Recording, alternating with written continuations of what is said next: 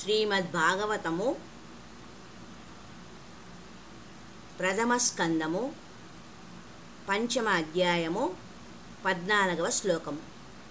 ఓం తతోన్యథా కించన యద్వక్షతః పృథగ్దృశస్తతత్ కృపారూప నామభిః నా కర్హి చిత్వాపి చ దుస్థితామతి లభేత వాతాహత నౌరివాస్పదం. తతో వ్యదా కించన యద్వక్షతః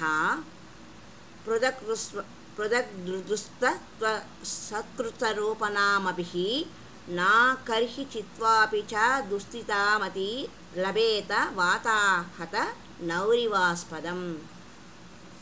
ఆశ్రయము లేనటువంటి నావను వాయువు సంక్షోభపరిచే రీతిగా భగవద్భావనకు అన్యముగా నీవు రచింపగోరేది ఏదైనా పలు నామరూప ఫలితాలను కలిగి ఉండే మనస్సును సంక్షోభితము చేస్తుంది అని ఆ శ్లోకం యొక్క భావం. సమస్త వేద వాంగ్మయానికి శ్రీల వ్యాసదేవుడే రచయిత. కామ్యకర్మలు, కాల్పనిక జ్ఞానము, యోగము, భక్తియుక్త సేవ అనే వివిధ మార్గాల ద్వారా ఆత్మానుభూతిని పొందే విధానాలను ఆయన ఆ విధంగా వివరించారు. దీనికి తోడుగా పలు పురాణాలలో పలు రూపాలు, నామాలు కలిగిన దేవతల అర్చనను ఆయన నిర్దేశించారు. అందుకే భగవత్ సేవలో మనస్సును ఏ విధంగా లగ్నము చేయాలనే విషయంలో జనులు అయోమయంలో పడిపోయారు. ఆత్మానుభవ మార్గాన్ని ఎన్నుకోవడంలో వారు సదా కలతనే పొందుతూ ఉన్నారు. వ్యాసదేవునిచే రచింపబడిన వేద వాంగ్మయంలోని ముఖ్యమైన ఈ దోషాన్ని నారదముని నొక్కి చెప్పారు. అందుకే కేవలము దేవదేవుడైన శ్రీకృష్ణుని పరముగానే సమస్తము వర్ణించబడాలని ఆయన ఉపదేశిస్తున్నారు.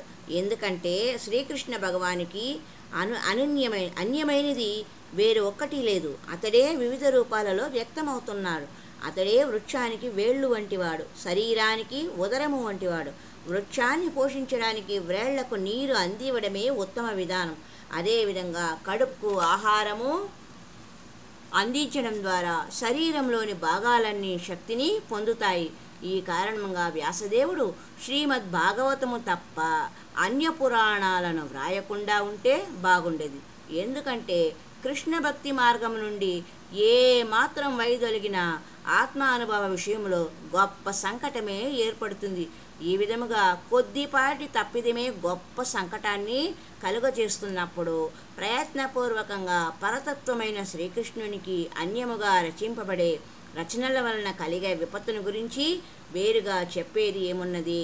వివిధ దేవతార్చనలలోని ముఖ్యమైన లోపం ఏమిటంటే వాటి ద్వారా జనులలో అద్వైత భావన ప్రబలిపోయి పలు ధర్మ విధానాలకు, శాఖలకు దోహదమవుతుంది. అటువంటి పరిస్థితి భగవానుని సంబంధంలో ప్రేమమయ భక్తియుత సేవ ద్వారా ఆత్మానుభవానికి సరి అయిన మార్గం చూపే శ్రీమద్భాగవతం ధర్మ విధానానికి గొడ్డలిపెట్టు అవుతుంది.